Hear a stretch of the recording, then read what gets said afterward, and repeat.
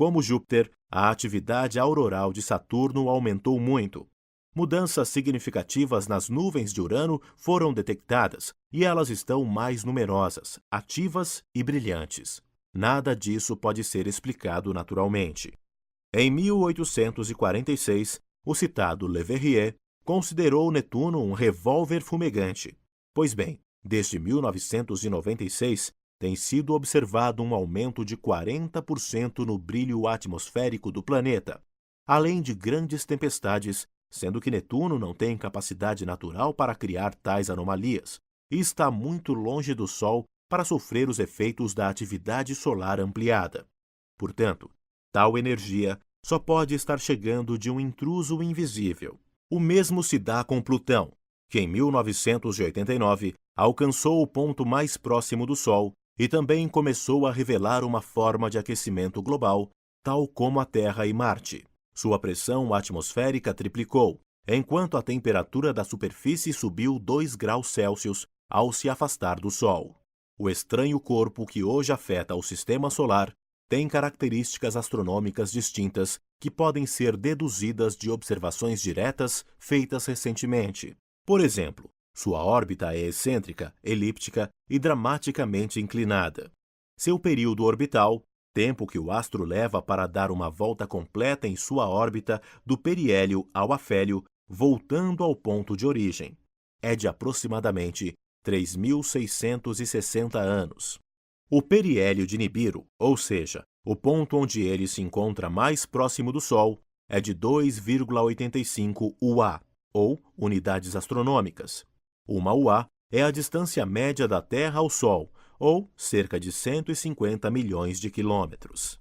Assim, estando Marte a 1,52 UA do Sol, o ponto em que Nibiru estará mais próximo do astro ficará entre as órbitas de Marte e Júpiter, a cerca de 256 milhões de quilômetros do astro central.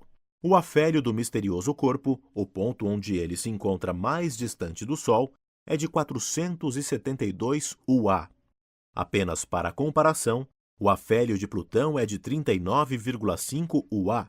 Portanto, o planeta X viaja para fora do Sistema Solar até um ponto a cerca de 12 vezes a distância de Plutão ao Sol. Para aumentar ainda mais a estranheza da situação, deve-se levar em conta um fator chamado de inclinação sobre a eclíptica.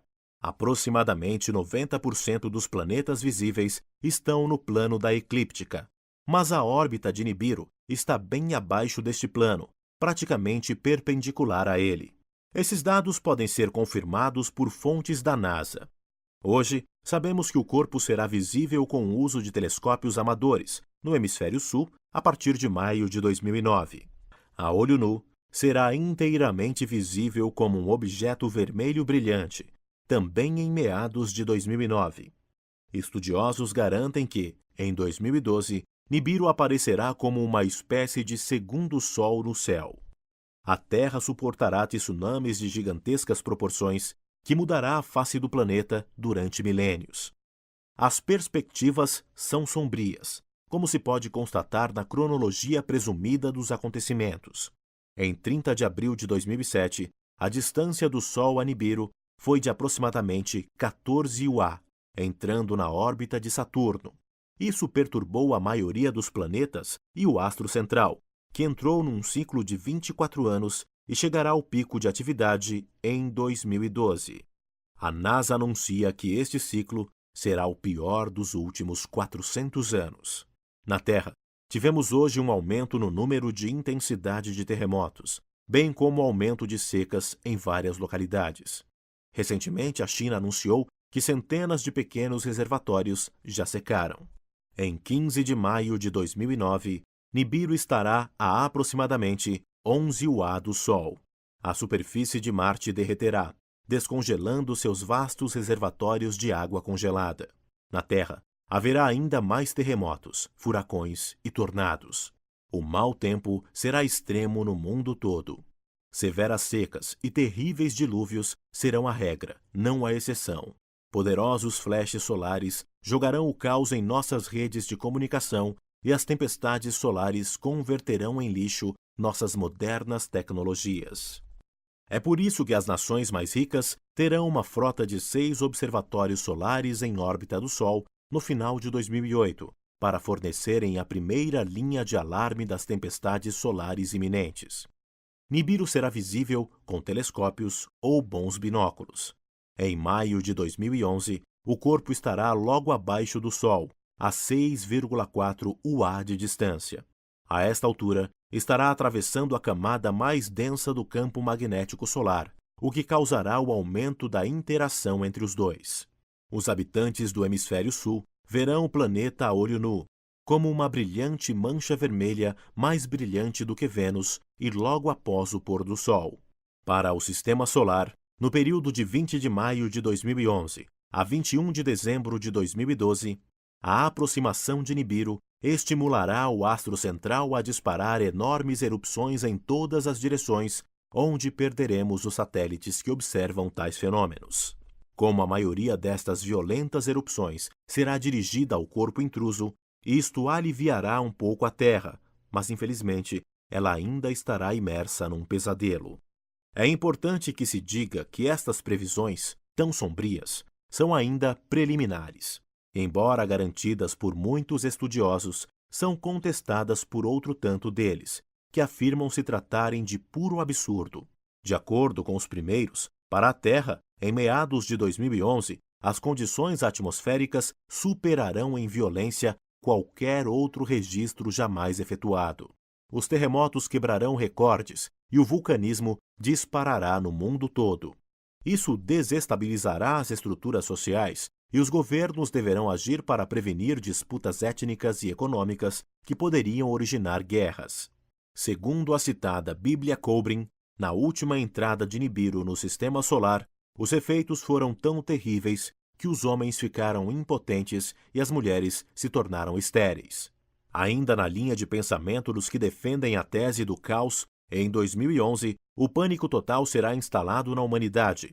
Todas as comunicações serão afetadas. Haverá grande expansão das fibras e cabos subterrâneos e a era dos telefones celulares e das TV a cabo se encerrará.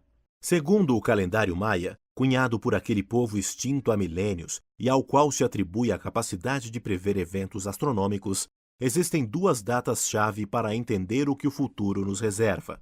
A primeira é 10 de outubro de 2011, quando a humanidade passaria para um novo ciclo de evolução. A segunda é 21 de dezembro de 2012, data em que haveria terror.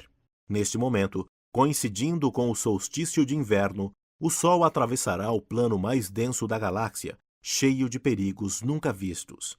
Para o Sistema Solar, Nibiru está cruzando a eclíptica e iniciará um terrível período de fenômenos elétricos enquanto se aproxima de seu periélio, em 14 de fevereiro de 2013.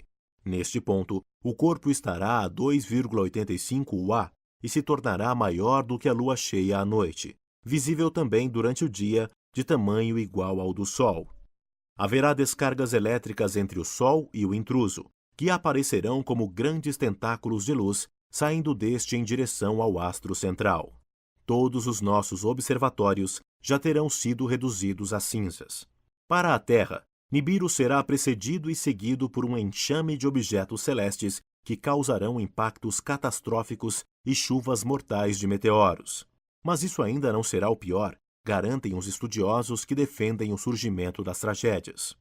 Nesta época, todos estarão de olho no Yellowstone National Park, no Wyoming, onde se encontra o maior vulcão dos Estados Unidos, se não do mundo, que vem aumentando sua atividade desde 2003. Estimulado pela crescente violência solar causada por Nibiru, ele poderá explodir, destruindo o centro daquele país e iniciando uma mini-era glacial. Mas, em 14 de fevereiro de 2013, será o dia do juízo final para a humanidade. Não 21 de dezembro de 2012, como previu o calendário maia. Será nesta data que as interações entre o Sol e Nibiru atingirão o máximo. E ainda teremos a falta de sorte de, nesta ocasião, nos encontrarmos exatamente alinhados entre os dois monstros, quando sofreremos sérios riscos de sermos atingidos por gigantescos feixes elétricos deles emanados. Os fenômenos atmosféricos atingirão níveis jamais sonhados, e os terremotos serão absolutamente devastadores.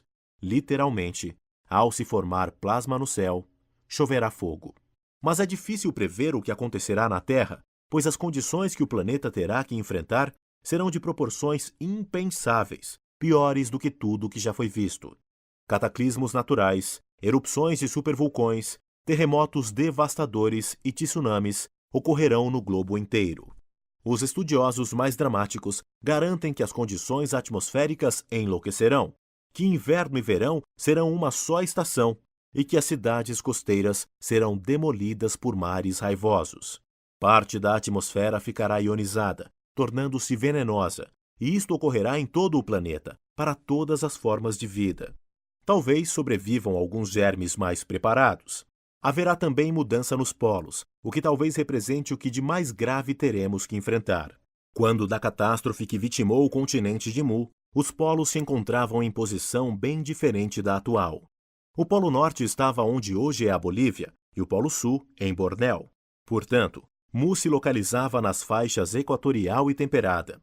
Isso permitia que na atual Sibéria houvesse vegetação tropical ou semitropical, o que explica o que foi encontrado no estômago de carcaças congeladas de mamutes.